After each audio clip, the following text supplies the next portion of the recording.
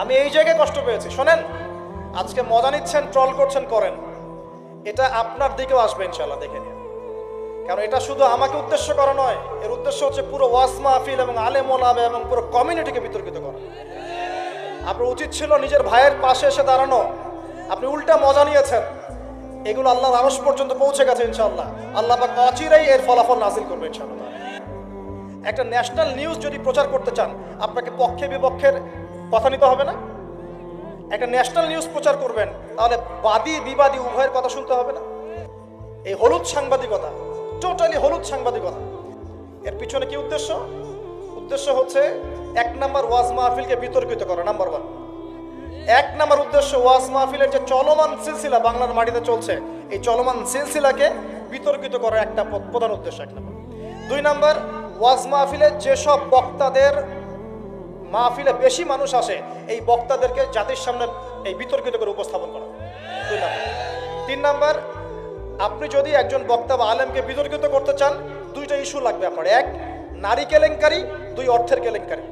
মারও খেলাম আমরা, জুলুমের শিকার হলাম আমরা, আর উল্টা আমাদেরকে টাকার মতো ছোট্ট একটা বিষয়কে কেন্দ্র করে আমাদেরকে জাতির সামনে অপমানিত করা হচ্ছে। কত টাকা নেবেন? টাকার জন্য যদি আমরা মাহফিল করতাম, আজকে আমার আজকে 10তলা বাড়ি থাকতো। একদিনে চাইলে আমি 10টা মাহফিল করতে পারতাম।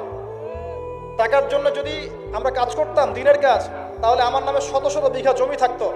আমি আল্লাহর বান্দা, আল্লাহর জমিনে বেঁচে আছি কারাগারের জীবনে, আমার 100 কোনো জমি নাই পৃথিবীতে, 100 না, আল্লাহর কসম করে বলতেছি। আমার দুইটা পরিবার ভাড়া থাকি আমরা, প্রত্যেক মাসে ভাড়ার টাকা গুনতে হয় আমাদেরকে। টাকা পয়সা দিয়ে মাহফিল কিনে নিয়েছে। আমাদের নাম্বার ফেসবুকে available, WhatsApp number available. Phone করে তো বলতে পারতেন যে ভাই আসলে কি হয়েছিল ঘটনা। তার মানে বোঝা যায় এর পিছনে একটা গভীর ষড়যন্ত্র আছে। ষড়যন্ত্র এক নাম্বার, আলেম ওলামাদের অবস্থা কিন্তু দেশে ভালো নয়।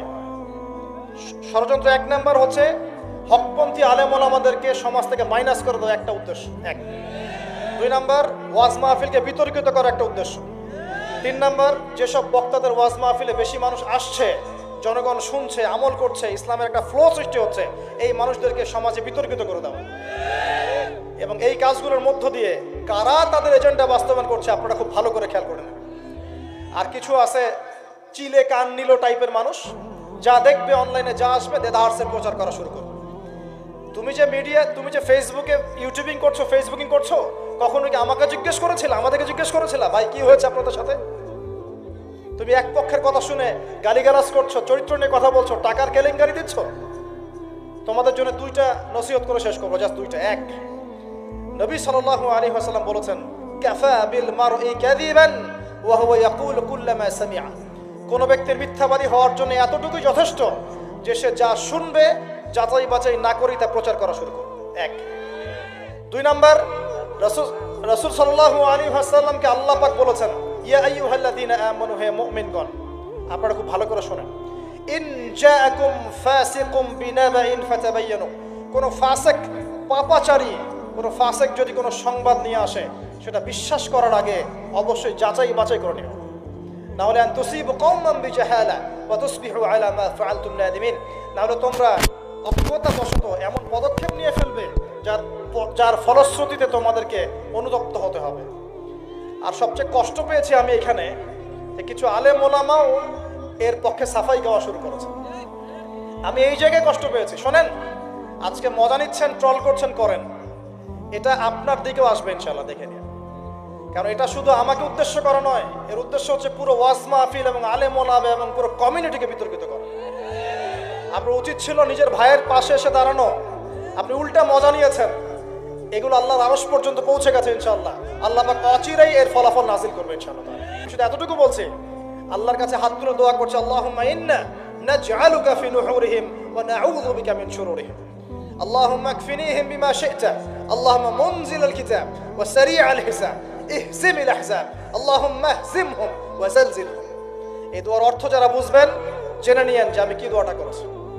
আমি আল্লাহর কাছে দোয়া করছি, আল্লাহ পাক সত্যের পক্ষে থাকেন, মিথ্যার বিপক্ষে থাকেন। এখানে ইসলামের বদনাম হয়েছে, আলেমের বদনাম হয়েছে, এবং আল্লাহর দ্বীনের দায়ীদের গায়ে আঘাত এসেছে, ইউটিউবারদেরকে আঘাত করা হয়েছে, এবং মিথ্যা প্রোপাগান্ডা চালিয়ে চরিত্র হনন করা হয়েছে। আল্লাহর কাছে দোয়া করছি আল্লাহ পাক যেন একাই এই জালেমদের বিরুদ্ধে আমাদের পক্ষে যথেষ্ট হয়ে যান ইনশাআল্লাহ। আমরা দোয়া করছি আল্লাহ পাক যেন এদের এবং আমাদের মাঝখানে ফয়সালাকারী হিসেবে আল্লাহ পাকই যথেষ্ট থাকেন ইনশাআল্লাহ। আল্লাহুম্মা মুনজিলাল কিতাব, আল্লাহ পাক কিতাব নাজিলকারী, সারিআল হিসাব, দ্রুত হিসাব গ্রহণকারী, ইহজিমিল আহজাব, এই জালেমদের এই দলটাকে আল্লাহ পাক ভেঙে দিবেন ইনশাআল্লাহ। আল্লাহুম্মা জালজিলহুম, আল্লাহুম্মা হযিমহুম ওয়া জালজিলহুম, আল্লাহ পাক এদেরকে বিধ্বস্ত করবেন, এদের পাগুলোকে ভূমিকম্পের মতো কাঁপিয়ে দিবেন ইনশাআল্লাহ তাআলা। নবী সাল্লাল্লাহু আলাইহি ওয়াসাল্লাম, লাস্ট কথা, নবী সাল্লাল্লাহু আলাইহি ওয়াসাল্লামের উপর অত্যাচার আসলে তিনি দুই রকম সুন্নত দেখিয়েছেন। এক, তিনি মাফ করে দিয়েছেন, যদি ওরা ক্ষমা চাইতো আমি মাফ করে দিতাম। আল্লাহ রাসূল আরেকটা সুন্নাত, তিনি বদদোয়া করেছেন, হাত তুলে তুলে বদদোয়া করেছেন, আল্লাহ অমুককে দেখে নিও, তমুককে দেখে নিও, তমুককে দেখে নিও।